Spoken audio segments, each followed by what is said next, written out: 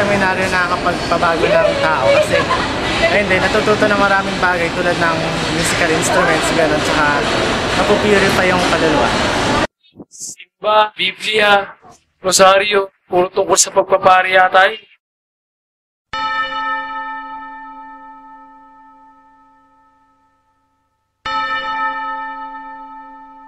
Buhay ka lang nakakadasal sa isang lugar na tahimik. Seminaryo, pagpapahalaga sa Diyos. Nga, kapag seminarista ka, kasunod na rin nun, pagpapare.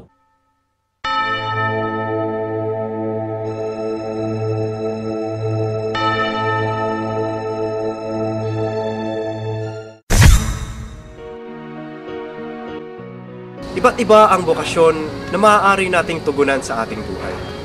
At isa sa mga bokasyon na ito ay ang kadalasan nating tinatawag na pagsisilbi sa Diyos at sa tao o pagpapari.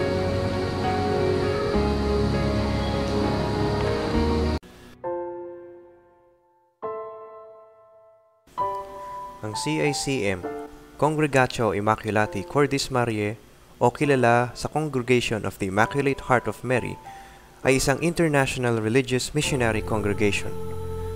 Ang mga miyembro ng kongregasyong ito ay inilaan ang kanilang buhay para sa pagpapatuloy ng misyon ni Kristo. Sila ay nanggaling sa iba't ibang panig ng mundo na may iba't ibang kultura. Ngunit sa kabila ng kanilang pagkakaiba-iba, kilala ang CICM bilang mga relihiyosong iisa ang mithiin. Nagsimula ang kongregasyong ito noong taong 1862 sa bansang Belgium. Ito ay itinatag ni Théophile Verbiste nang siya ay magkaroon ng pangarap na makatulong sa mga batang inabandona sa China. Ninais niyang magtayo ng bahay-ampunan para sa mga ito sa tulong ng 4 pang mga kapwa niyang pari. Simula noon, marami pang nagnais na makibahagi sa misyon hindi lamang sa China kundi sa iba pang mga bansa. At unti-unti ay lumawak ang kongregasyong ito sa patuloy nitong pagnanais na makatugon sa mga pangangailangan ng mga tao sa iba't ibang mga bansa.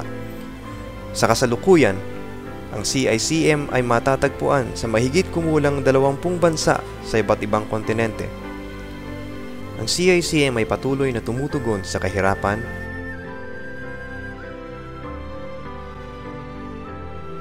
pagpapahalaga at pagtataguyod sa kultura ng ating mga ninuno at paghubog ng mga kabataan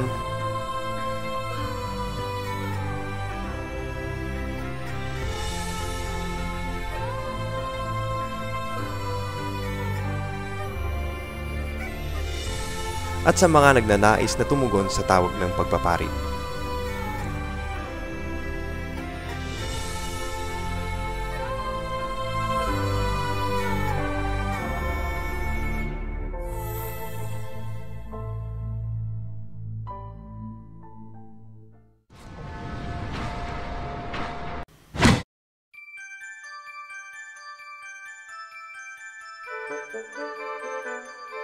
Nung first year ko dito sa seminary, medyo nahirapan ako mag-adjust sa study ko. Pero dahil may schedule kami dito na study period, napahalagahan ko palalo yung pag-aaral ko.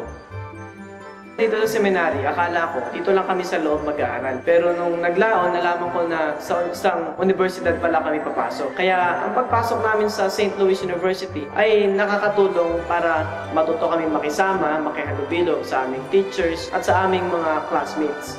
At dahil doon, nagkakaroon kami ng maraming kaibigan. Dito sa seminaryo, mas na-appreciate namin ang aming academic life kapag nakikita namin ang bawat isa na nag-aaral ng mabuti at sama-samang nagtutulungan. Nag-aaral kami upang mapalawak ang aming kaalaman at marami kaming maibahagi sa ibang tao sa misyon namin sa hinaharap.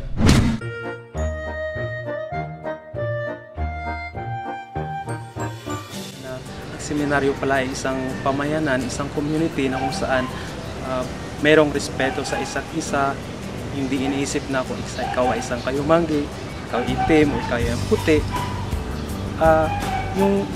Yung isang community na tulong-tulong sa mga gawain, yung convince ka na magkapatid kayo sa pananampalataya.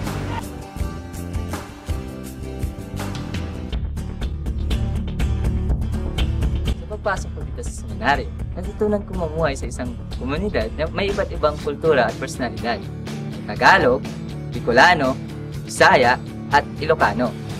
Mas na-appreciate ko ang pakikipaghalubilo at respeto ang bawat isa.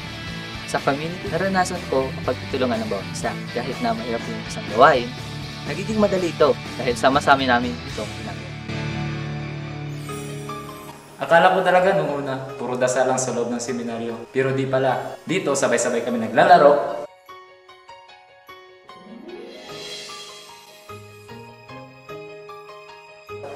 Naglilinis, nagdarasal, at saka kumakain.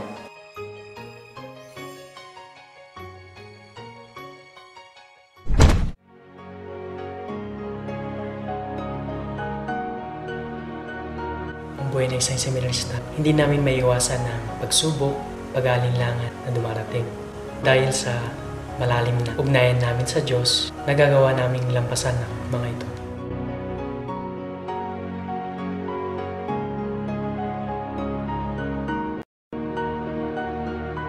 Sa spiritual life, natutunan kong mahalin at unawain ang tunay na kahulugan ng misa. Ito ay upang mapayaman ang aking pananampalataya.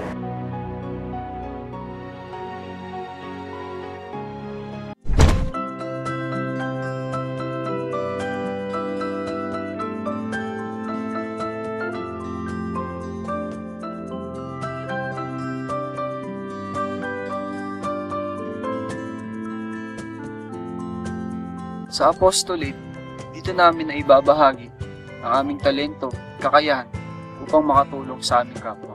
At dito, nakakakilala kami ng mga kaibigan at iba't ibang pamilya na nagiging parte ng paglago ng aming bukasyon.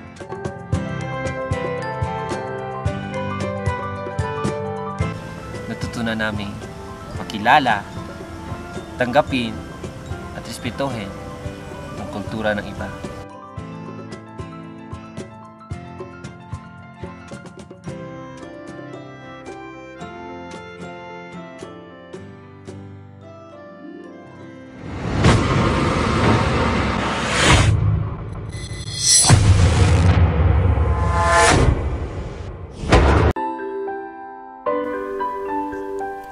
Buhay Seminaryo, CICM.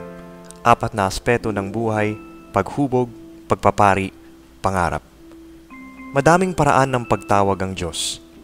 Ating ding napapansin na ang pagtugon man ng isang tao sa tawag ng Diyos ay iba-iba at nagaganap sa kanya-kanyang oras. Ang pagtugon namang ito ay tiyak na nakakibat sa tiwala na ako at ikaw ay may misyon na dapat tugunan.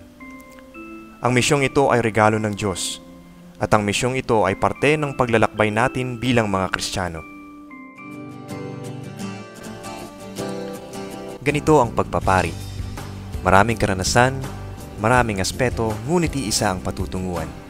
Ang CICM ay isa lamang sa mga napakaraming tumugon sa panawagan ng Diyos bilang paring relihiyoso. Hindi man simple ang buhay na ito, sigurado naman na ang mga tumugon ng tapat sa tawag na ito ay nagsasabing natagpuan nila ang tunay na kayamanang handog ng Diyos at naghahatid ng malalim na kaligayahan. Ikaw, pansin mo ba na may kagustuhan kang yumapak sa buhay tulad ni Jesus? Handa ka bang dalhin ang buhay mo sa pag-akbang sa natatanging tawag ng Diyos? Gusto mo bang maging relihiyosong misyonero katulad namin? Ang buhay ba para sa iyo ay may malalim na kahulugan? Hahakbang ka ba at tutugon sa hamon ng buhay at sa tawag ng Diyos? Ang buhay ay may napakaraming hakbang. Ay huwag nating kaligtaan na ang pagkakbang na ito ay hindi lamang sa pansarili nating mga interes. Ngunit sana ating tingalalahanin na ang pagkakbang na ito ay misyon upang makatulong sa iba at magbigay buhay na rin sa kanila.